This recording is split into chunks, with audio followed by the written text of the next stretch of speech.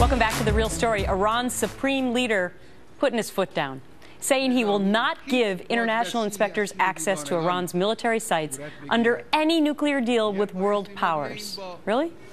Joining me now, Monica Crowley, online opinion editor for The Washington Times and Fox News contributor. Well, I mean, I guess we shouldn't be shocked, right? No. We always act surprised in the U.S. and in the West when our enemies tell us exactly who they are, what they believe, and what they intend to do.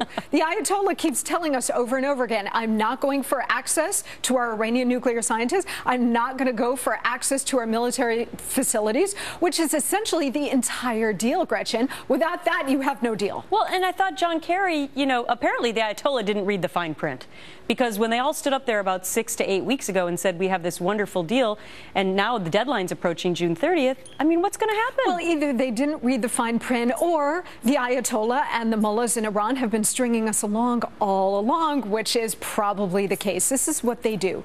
And this is not just Iran. Throughout history, this is what our enemies have always done, which is they give us a couple of crumbs and we gobble them up eagerly because we're so desperate to have peace and we're so desperate to have a deal. And then before you know it, there is no deal because the other side has no intention of sticking with it. All right. Well, Governor Bobby Jindal had an interesting take on all of this. Here's what he said.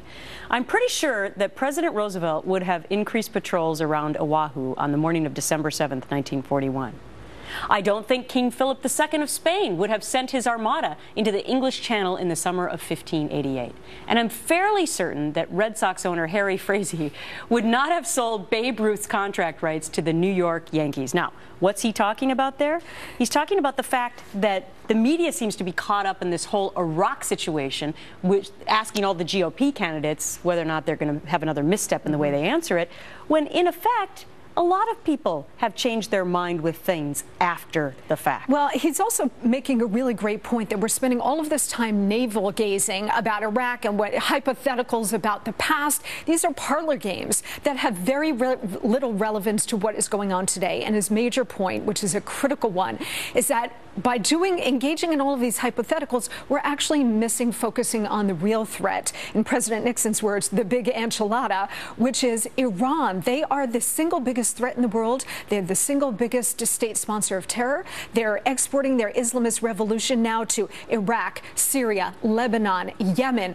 We face a serious and grave threat in Iran now that has been exported to Iraq, and we're playing all of these gotcha political games that are totally irrelevant to the mission in front of us, which is to deal with this #1 threat facing us on the brink of having a nuclear weapon. Yeah, and now you have the Ayatollah saying, what? They want to come into our nuclear sites? No way. Well, in the words of Ronald Reagan, trust but verify, but you can't verify unless you can get in there, and the Iranians are saying forget it. All right, Monica, thank you so much. Pleasure. Osama bin Laden obsessed with killing Americans to the bitter end. A treasure trove of documents found in the raid that killed the al-Qaeda leader, revealing exactly what was on his mind. Plus, a steady drip of damaging news putting pressure on Hillary Clinton's campaign now. What we're finding out from the latest email revelations. The world has changed. Clearly, it's not the 80s and the 90s.